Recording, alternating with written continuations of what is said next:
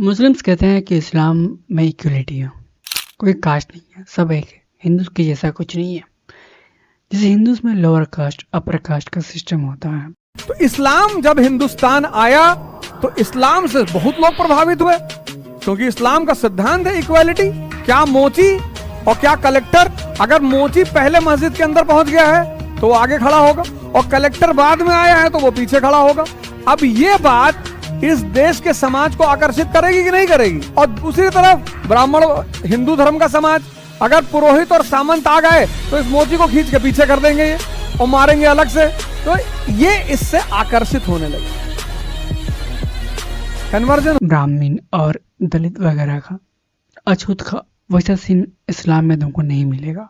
ये मुस्लिम्स का कहना होता है, लेकिन मैं तुमको रियलिटी बताऊं तो ये जो एक्चुअल में रियलिटी है वो हिंदू से भी क्या गुजरा, तुम इसको कह सकते हो। यहाँ पे जिनके नाम के आगे खान, पठान, चौधरी होता है उनको अलग तरीके से ट्रीटमेंट होती है। वहीं दूसरी तरफ मोची, दर्जी, सड़क पर कोई काम करने वाला, उनको अलग तरीके की ट्रीटमेंट होती है। अब मैंने सुना था कि इस्लाम में जो है कास्टिज्म नहीं है, फिर ये सब क्या है? जैसे अशरफ जो खुद को अपर कास्ट सुपीरियर समझता है, फिर उसके नीचे आता है अजलाफ और उसके फिर नीचे आता है अर्जाल, जो बेसिकली हम उसको अनटचेबल कास्ट कह सकते हैं इस्लाम के अंदर। ये तो मतलब तुम समझ सकते हो कि ये सारी चीज़ें हिंदूज में भी होती है, लोअर कास्ट अपर कास्ट।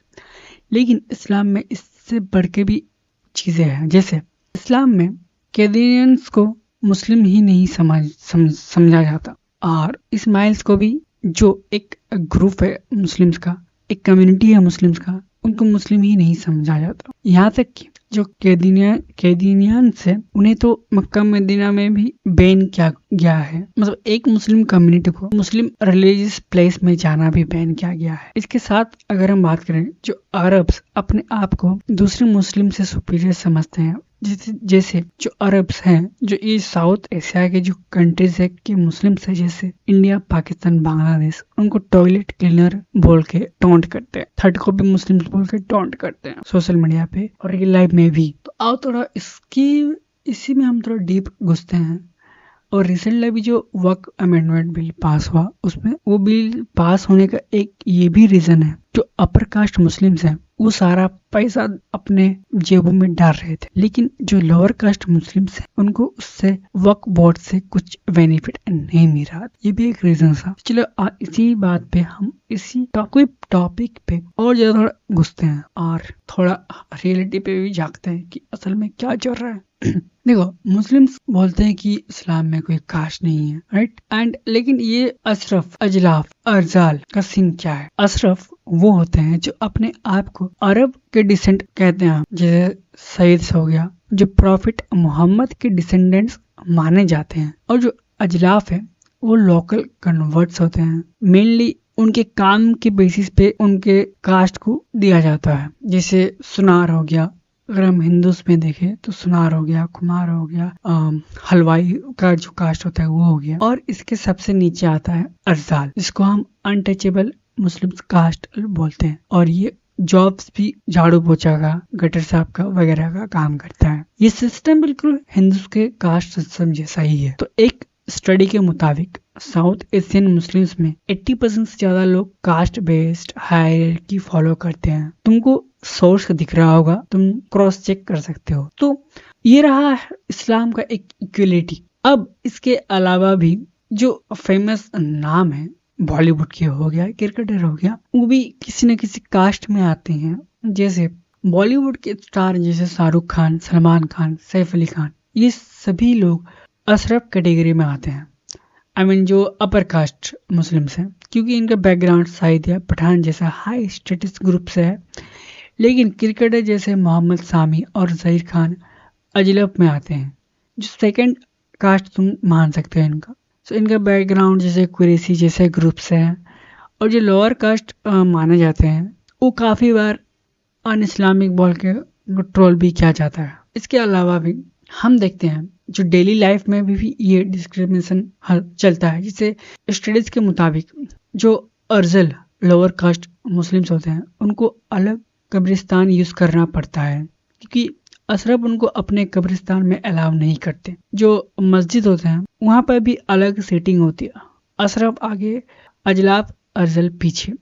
एक रिपोर्ट के अकॉर्डिंग 60% अरजाल मुस्लिम ने कहा उनको सोशल इवेंट्स में अलग प्लेट्स में खाना दिया जाता है। तुमको सोर्स दिख रहा होगा, तुम क्रॉस चेक कर सकते हो। और इसी सचार कमेटी रिपोर्ट 2006 ने ये साफ कहा है कि अजलाफ और अरजाल मुस्लिम इकोनॉमिकली बैकवर्ड हैं। बोलते हैं इस्लाम में सब एक है, लेकिन ये कैसा एक है होना हुआ। और ये डिस्क्रिमिनेशन हमें शादियों में भी दिखता है। जैसे शादी के टाइम तो ये भेदभाव और गंदा होता है। मुस्लिम में अशरफ अपने बच्चों की शादी सिर्फ अशरफ फैमिली में ही करते हैं, just like Hindus Brahmins and Brahmins के साथ। अजलाफ या अरजल से रिश्ता तो दूर, उनके घर में भी नहीं आने देते।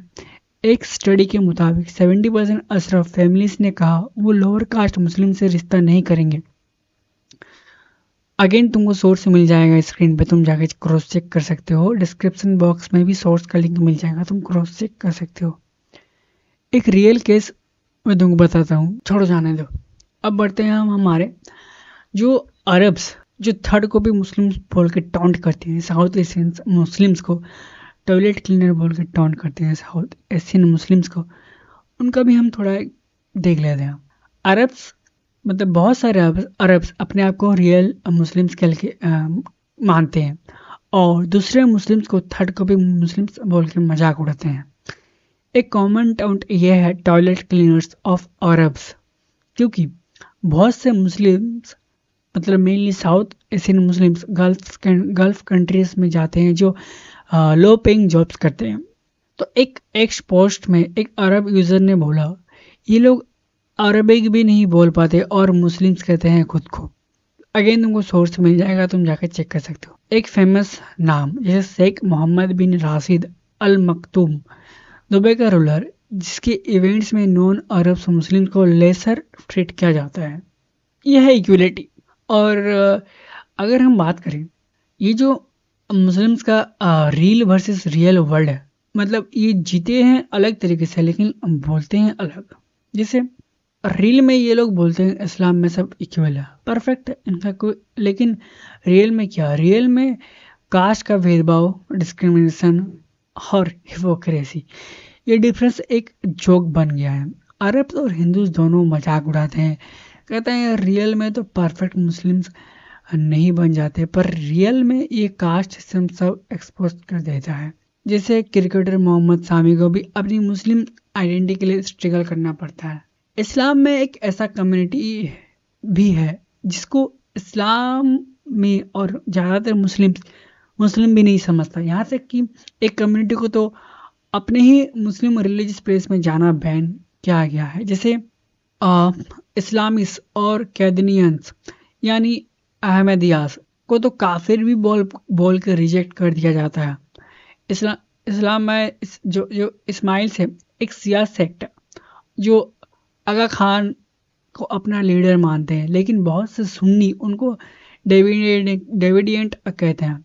और दूसरी तरफ जो कैदनियंस है वो तो ऑफिशियली उनको नॉन मुस्लिम डिक्लेयर किया गया है क्योंकि वो मिर्ज़ा गुलाम अहमद को प्रॉफिट मानते हैं। अगेन तुम सोर्स देख सकते हो। सो अब ये जो तुम सोच के देखो, एक कम्युनिटी को तुम अपने ही रिलीजियस प्लेस में जाने से बैन कर सकते हो, यह है इस्लाम। अब अगर हम हिस्ट्री के पन्ने पलटे तो हमें हिस्ट्री में भी ये डिस्क्रिमिनेशन भर भर के मिलेगा। लाइक जब दिल्ली सुल्ताना का टाइम था तो सुल्तान, ओके छोड़ो इसको हम हटा देते हैं, लेकिन एक्चुअल में कास्ट का कॉन्सेप्ट क्या है इस्लाम में, आओ रियलिटी देखते हैं हम। देखो इस्लाम एज ए रिलीजन तो इक्वलिटी पे फोकस करता है।